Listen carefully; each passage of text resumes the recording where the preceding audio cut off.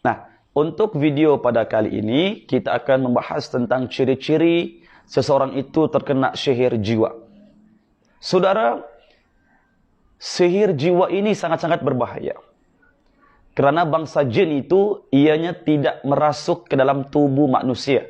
Tetapi, ianya akan mengganggu jiwa manusia itu. Kebanyakannya, ketika bangsa jin itu masuk mengganggu ke dalam wilayah jiwa seseorang itu, kesan daripada gangguan itu manusia tersebut boleh menjadi gila. Ini yang menjadi satu masalah sekiranya kita terkena sihir jiwa tersebut. Kerana apa? Jin tersebut akan mengganggu jiwa kita. Ianya akan fokus kepada jiwa kita. Kita tak boleh tidur malam, itu jiwa, saudara, itu jiwa.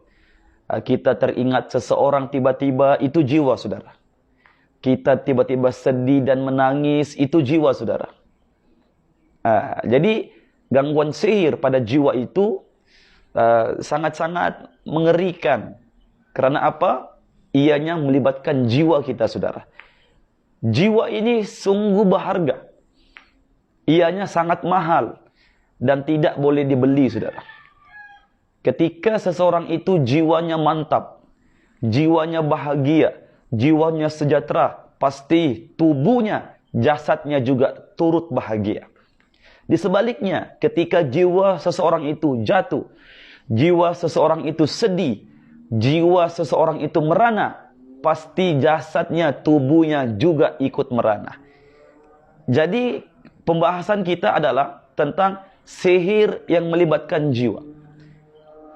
Di antara sihir yang melibatkan jiwa, yakni ilmu pelet. Ilmu ini melibatkan jiwa. Saya bagi satu contoh. Saya tidak suka dengan wanita tersebut. Oleh kerana wanita itu menggunakan sihir. Ianya menggunakan ilmu yang dipanggil ilmu pelet. Ilmu pelet ini suatu ilmu yang dimana kita benci dengan dia. Tetapi sekiranya kita terkena ilmu tersebut, kita akan terkejar-kejar dengan dia. Maksudnya, yang mula benci, ketika kena ilmu pelet, kena ilmu pugai, kena ilmu pengasih ini, kita akan tiba-tiba sayang dengan mereka. Padahal permulaannya kita tidak suka dengan mereka. Ini melibatkan jiwa, saudara. Cinta, kasih dan sayang, kebahagiaan, kesejahteraan, kedamaian, keikhlasan, itu bermula daripada jiwa. Jadi di jiwa inilah sebenarnya kontrol kepada jasad. Seandainya jiwa kita merana, jasad akan merana. Kalau jiwa kita sengsara, jasad akan sengsara. Betapa pentingnya menjaga jiwa ini, saudara. Nah, dipanggil kerohanian. Jadi, sudah pelbagai kes yang saya alami, ketika seseorang itu terkena sihir jiwa, rawatannya sangat-sangat rumit. Kerana ianya melibatkan jiwa. Kalau bahasa hospital, ianya dipanggil anxiety, yakni kemurungan. Itu bahasa hospital, dipanggil anxiety. Dan kalau bahasa dalam rawatan, dalam bahasa ilmu-ilmu kebatinan apa semua, ini melibatkan sihir. Nah, ciri-ciri seseorang itu terkena sihir jiwa. Yang pertama, ianya sering mendengar ada panggilan-panggilan suara. Ada panggilan, contoh namanya si wanita ini Aminah, contoh Aminah, dia memanggil seperti itu dan dia dengar, dia mencari-cari. Tidak ada orang panggil dia. Terkadang situasi ini berlaku pada waktu subuh atau pada waktu malam. Maksudnya ada suara gaib yang menyeru nama kita, sedangkan orang tersebut tidak ada, tidak wujud, tidak kelihatan, tidak nampak. Itu ciri-ciri sihir jiwa. Ianya memanggil jiwa kita.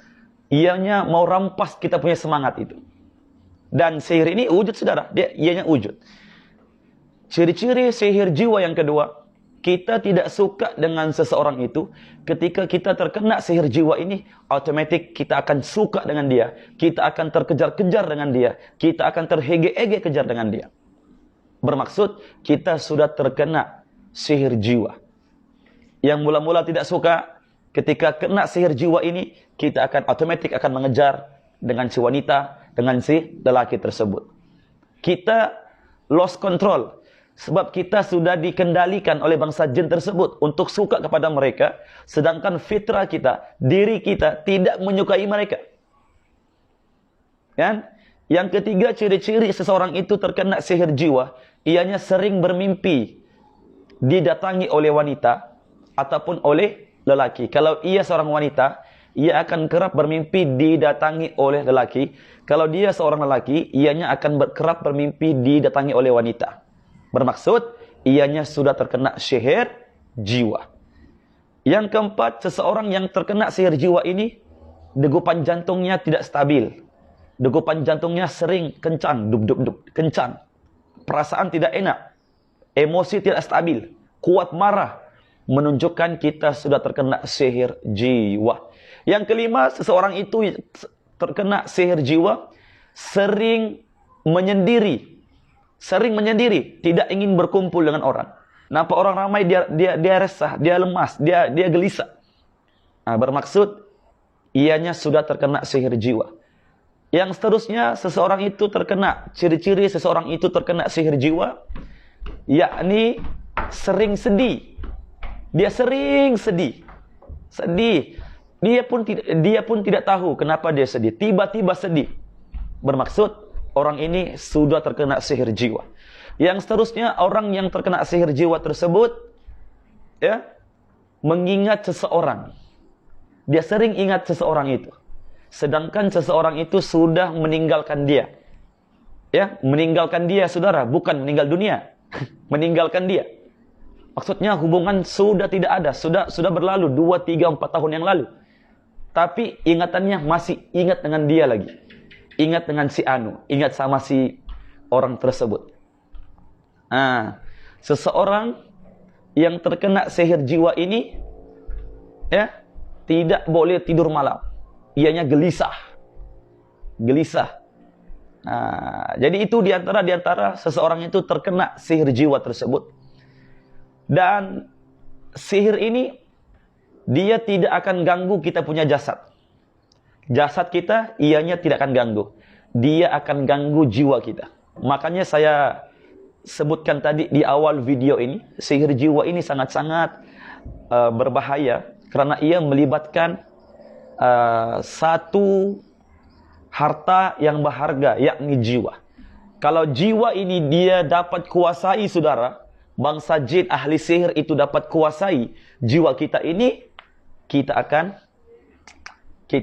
istilahnya kita akan hancur. Sekiranya tidak ada perlawanan, seandainya kita tidak ada benteng diri, seandainya kita tidak ada amalan khusus, kita akan mudah disakiti.